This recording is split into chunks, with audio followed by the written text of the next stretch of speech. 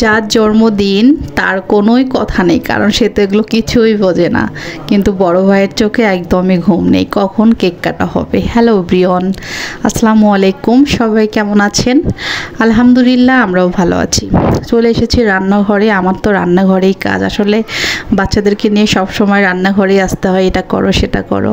তো রান্নার আগে একটু বাইরে চলে আসলাম বর্ণকে নিয়ে। মুদি বাজার অনেক কিছুই শেষ হয়েছে, তো সেগুলো টুকটাক নিয়ে আসলাম। বিশেষ করে গোটা মশলা একদমই ছিল না, তো সেগুলো নিয়ে এসেছি। আমার বর বলে যে নাকি রান্না ভালো জানে তার নাকি এই মশলা লাগে না।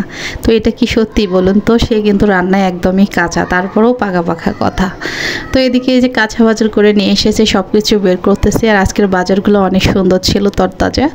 তো এখান থেকে আমি এই যে বড় একটা শশা নিয়ে এসেছি, এটা ডাল দিয়ে রান্না করে খাওয়ার জন্য।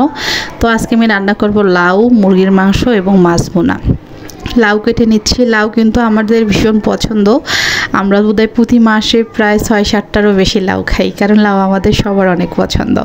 বিশেষ করে বড়র বাবা বেশি পছন্দ করে। তো লাউ দিয়ে মাছ দিয়ে রান্না করলেও মজা লাগে, এমনিতে রান্না করলেও কিন্তু মজা লাগে। তো এদিকে আমি কেটে নিয়ে এই যে রান্না বসিয়ে দিয়েছি। মানে মাংসটার মাঝে কয়েকটা আলু দিয়েছি ভেজে, আলু দিয়ে মাংসটা ভুনা করব, পাশাপাশি লাউ রান্না করব আর মাছ ভুনা করব। তো আমার ছেলে তো বারবার পাহারা দিচ্ছিল রান্নাঘরে এসে যে আম্মু তোমার কি আজকে রান্না করাই হবে না?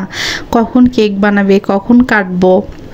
আজকে তো কোনো জন্মদিন, সে বোধহয় ওয়েট করতেছে খাওয়ার জন্য। তো আমি বললাম সে ওয়েট করতেছে নাকি তুমি ওয়েট করতেছো?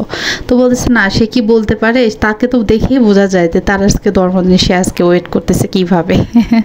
তো এদিকে মাছটা ভেজে নিয়েছি। মাছটা ভেজে নিয়ে টমেটোটা একটু কষিয়ে নিচ্ছি, তারপরে মাছটা দিয়ে রান্না করব।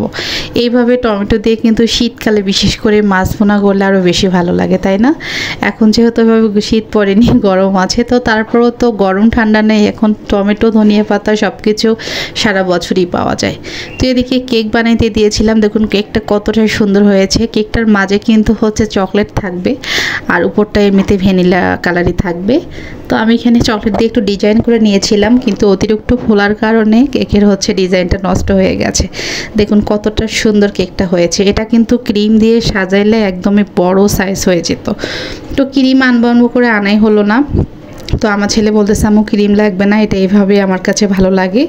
তো এইভাবেই বানিয়ে দিলাম। আর আজকের প্রোটিনটা দেখুন একদমই পারফেক্ট হয়েছিল, চারপাশটাও। মানে আমার কাছে এ যাবতে এই যে বেশ কিছুদিন হয় আমি কিন্তু মানে ঘন ঘন পুডিং বানাচ্ছি, এই কয়েকদিনের মধ্যে বেস্ট পুডিং হয়েছে। তো বিকেল হয়েছে, তাদের মানে চিল্লাচিল্লির জন্য এই যে তার ভাইকে জোর করে ঘুম থেকে ওঠায় তুলছে যে ভাইয়া ওটো কেক কাটবো। তো তার বাবা তাকে কেক খাওয়াই দিচ্ছে, কিন্তু সে তো কিছুতেই কেক খাবে না, কারণ ঘুমই তার ফুরায় না। তো এই যে তার বড় ভাই খাওয়া শুরু করে দিয়েছে। তো আমরা সবাই কেক খেয়ে নিলাম। যার জন্মদিন সে কিন্তু এখনও খায়নি। তো সে একটু অভিমান করেছিল কিনা বুঝতে পারলাম না, বলতেছে আম্মু একটু অভিমান করেছে। তো আমার ছেলে আমার একটা গান অনেক পছন্দ করে, সেটা ওই যে তোমায়কে ফুটাইতে আমার চোখের নিচে কালি, এই গানটা আমি বলতেছিলাম, কিন্তু সে তারপরে দেখি আমার কাছে আসতেছে।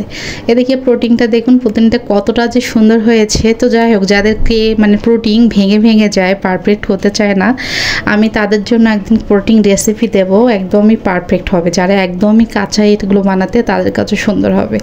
তো এই যে গান বলার পরে আমার ছেলে আমার কাছে আসতেছে, আর আমি তাকে হচ্ছে কেক খাওয়ানোর চেষ্টা করতেছিলাম, কিন্তু সে খাচ্ছিলেন না। তো অবশেষে দেখি যে সে একদমই খেয়ে নিল। মানে একবার খেয়ে মজা পেয়ে সে আর খাওয়া ছাড়তেছিল না। তো তার বাবার কাছে তাকে রেখে আসলাম। আমি আমার বড় ছেলেকে নিয়ে একটু বাইরে যাব একটা কাজে।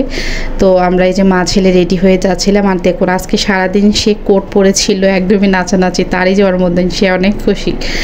তো কেমন লাগলো আমাদের ছোট্ট ব্লগটি সবাই কমেন্ট করে জানাবেন। ভালো লাগলে শেয়ার করে পাশে থাকবেন। সবাই ভালো থাকেন। আল্লাহ হাফেজ।